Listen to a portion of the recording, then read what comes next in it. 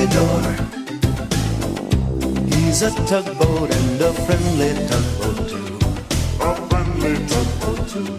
Oh, Theodore likes to do the things that friendly tugboats do. Pushing and a pulling in the great big harbor, in the great big world is so much fun. So many brand new things to discover. Waking with the sun, gotta get the job done. Oh, Theodore and Emily, Theodore, Hank and George, and the harbor master too.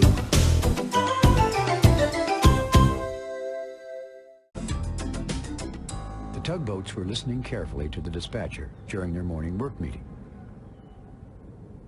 An ocean tug rescued a large ship by himself during the night, the dispatcher was saying. And now, the ship must be brought into the harbor for repairs. Emily, Theodore, and Hank, please meet Petra at the harbor entrance right away. We're not even a minute into the episode, and already I have questions. Who's this ocean tug you speak of? And what really happened out on the ocean that this ship just had to come in for repairs? You wanna elaborate us a little more? No? Okay, fine, whatever. Anyways, so Theodore, Hank, and Emily continue on their way to the harbor entrance where they meet the ship. Theodore then starts to think that maybe he's ready for big jobs like this on his own. Listen, Theodore, we're only in the second episode, and you seriously think you're ready to be an ocean tug? I'm sorry, but no. You're not getting your chance that easily this early in the series. And to prove my point a little further, as the tugs start to move the ship into the harbor, well, things kind of take a turn for the worst. Suddenly there was a sickening snap. Petra knew at once by the awful sound that Theodore's tow rope had broken. Theodore watched helplessly as his end of the ship began swinging straight toward Willie's Island. Emily! Hank! Cried Petra. Do something!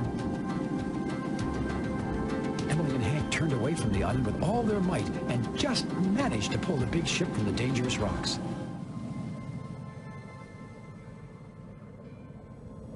Petra was very upset with Theodore. You should have called for help, she said. I'm sorry, replied Theodore sadly. I thought I could do it all by myself, the way an ocean-going tug does.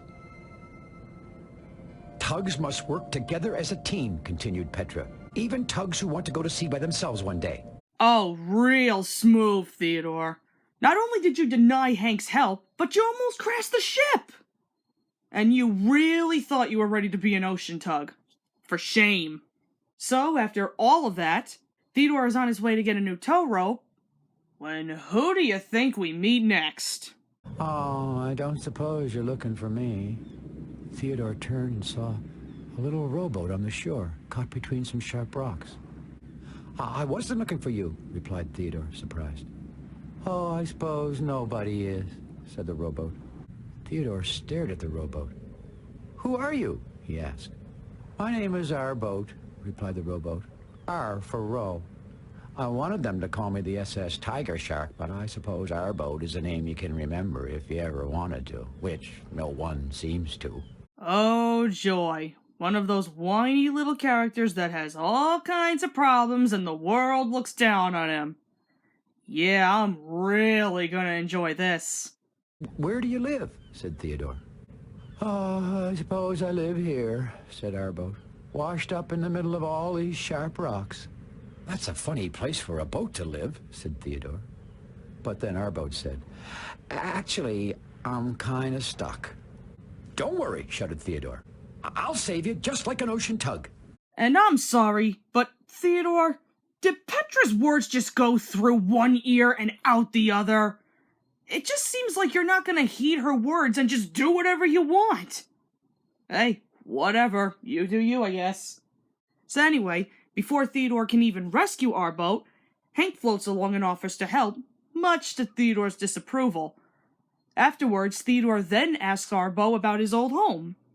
I used to live by myself at a nice wooden dock, but then one day a big storm smashed the dock and carried me away.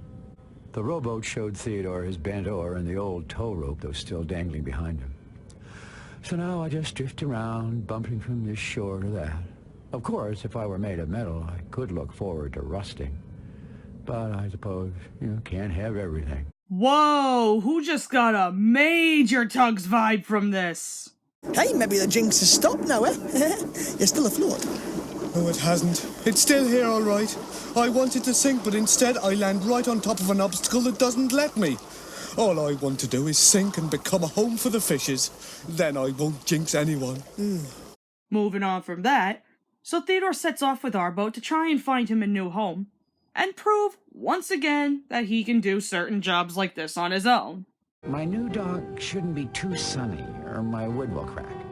Or too rainy, or I'll rot. And it shouldn't be too in-betweeny, or This harbor has lots of good docks, said Theodore. Any clams? Said Rowboat. What? Replied Theodore.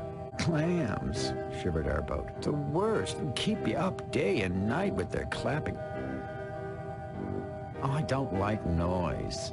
Oh, picky, aren't we, Rowboat? So we arrive at potential home number 1.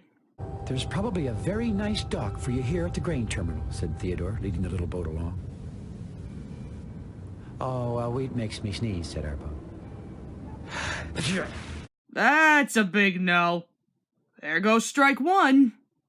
So for potential home number 2, Theodore takes Rowboat to visit the Blue Nose in hopes that maybe she could use a new lifeboat. She's the most famous sailing ship in the whole world. She has a bell, said Hank. Bells, said Rowboat. Oh, they make a lot of noise. I don't like noise. Blue Nose, I was thinking, said Theodore in his most convincing voice, that you might need a nice lifeboat. Thank you, Theodore, replied Blue Nose. But I already have plenty of lifeboats. Yup, saw that coming. Strike 2. And as things weren't irritating enough, as Hank continuously tries to help, Theodore keeps denying him. Man, Theo, you're being a real jerk to Hank. Loosen up, man. So hours of searching lead Theodore to feel discouraged, until, what do you know, Hank tries at least one more time to give Theodore an idea. I thought you might have wanted to hear where there's a nice old wooden dock. It's right near the sandy beach. I used to live at a nice wooden dock, said Rowboat. And finally, after he decides to listen after halfway through this episode, Theodore considers them to both go to investigate. There was an old swimming dock that looked just the right size for Rowboat. Any clams? Said Rowboat. Oysters, said Theodore quickly. Oysters are nice and quiet, concluded Rowboat. Yay! We finally found the little pest a home! We can all go home now! But before we do that, seems someone has a bit of confessing to do. You saved him from the rocks, said Theodore, and that dock was your idea. So I wanted to rescue him by myself, just like an ocean tug does. Oh, is that why you were acting so strangely, said Hank. Well, you did all the towing, and you told him about the oysters. Well, said Theodore after a moment, I guess we did it together. That's what a team does, right? Said Hank. They work together. Are we a team, Theodore? Sure we are, replied Theodore. Hank smiled his happiest smile, and the two friends sailed for home. Theodore, said Hank, do you think ocean-going tugs always work alone? I hope not, Hank, said Theodore. I hope not. And that concludes Theodore and the Homesick Rowboat. Man, where do I even begin with this? This episode in general is just really irritating to sit through. It does start off okay, but then becomes a bit slow-paced around the middle, and you are bound to get a little bored after a while. The plot itself isn't that terrible, I just wish it was done a tad better. Character-wise, this is one of the very few episodes where I really don't condone Theodore's behavior. He should have known that tugs really do need help no matter what the job is.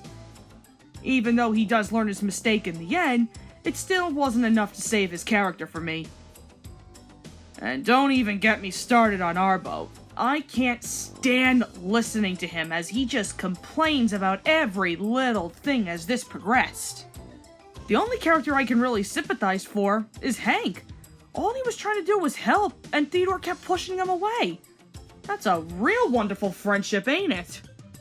With those gripes in mind, this does lead me to believe that this episode probably happened somewhere towards the middle end of Season 1. As for looking deeper into the episode, certain points that happen don't necessarily make a whole lot of sense.